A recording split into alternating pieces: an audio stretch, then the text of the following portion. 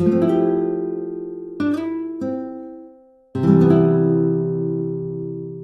everyone, welcome back. I'm going to be creating some pumpkins with some dried flower arrangement on top. This is such an exciting time of year, especially, we have the seasons changing and just the excitement of, having the bountiful harvest of all of the flowers.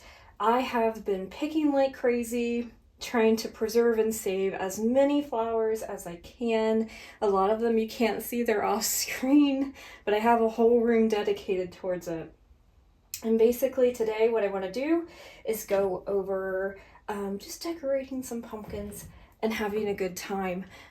This is not anything that you need to feel overwhelmed with. In fact, when I started it, I felt a little overwhelmed. I had a little bit of a creative paralysis, I guess you could say, when I started doing this, as well as making wreaths, because I didn't know how to do it. And so what I did is just looked at some pictures online and just went for it. I said, okay, what kind of foliage are they using? What type of flowers are they placing on some of these?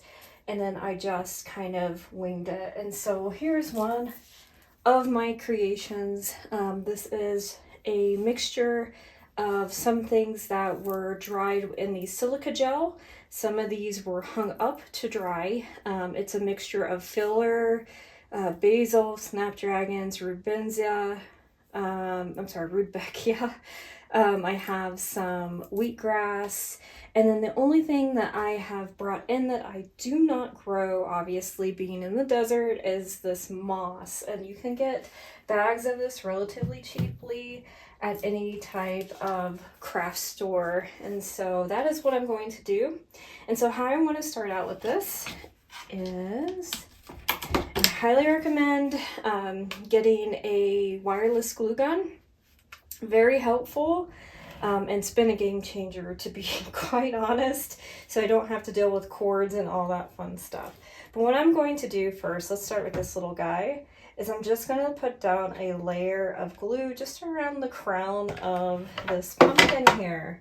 And then from that, we're just going to start filling in with this moss. So I'm just going to pick some pieces out, kind of spread them out as I can, and get them placed on here.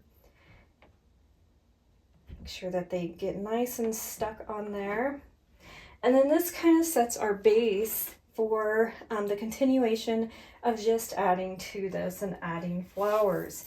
So what I'm going to do next, I think, on this one is maybe not that. A lot of it is just kind of figuring things out until you have recipes that are kind of created. And so I'm just going to start adding on. So first I'm going to use more of a stem type of flower, or something that is just a little kind of airy. You could use what this is, which I've kind of foraged out of the yard.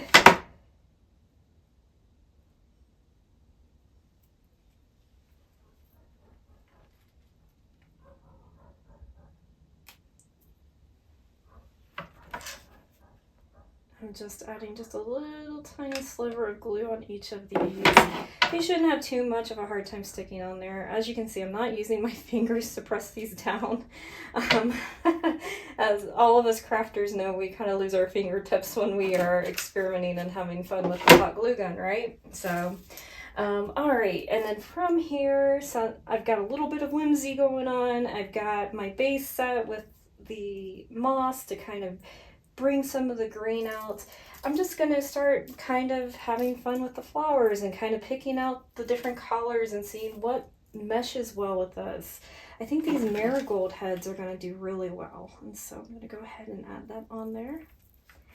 Something kind of fun you can tell your customers, especially if you're a grower of marigolds and you save quite a bit of them, which I have this season, actually probably a little too many, to be honest. But the nice thing about these marigolds is that if your customers are interested and growing, or maybe just kind of having fun with the seeds, you can literally pull these apart and the seeds are underneath of them since they've dried. So kind of a fun tidbit if you ever want to give that to your customers, that they actually have the ability to grow flowers as well. So that is looking all right. Let's find some other ones. Maybe that cute little orange guy. Maybe something a little bit darker to pop. That pink color, salmon color is kind of nice. Let's go ahead and add that on there.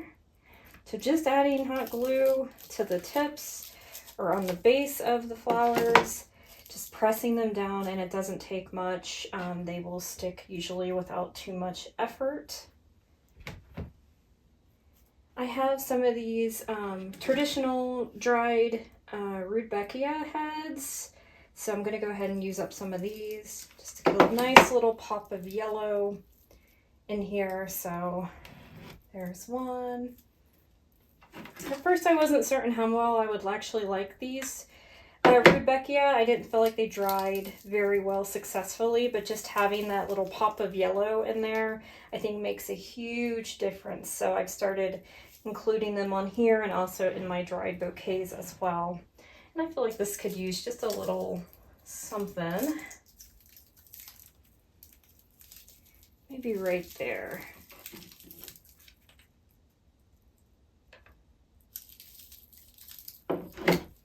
All right, and that was our first one down. Easy enough, right? That's all it takes is just a little bit of imagination, trial and error, seeing what works, what doesn't work, and then there you go. A beautiful little pumpkin arrangement to share with friends, family, or maybe you're another flower market farmer like myself and you're looking for another creative outlet to use your dried flowers.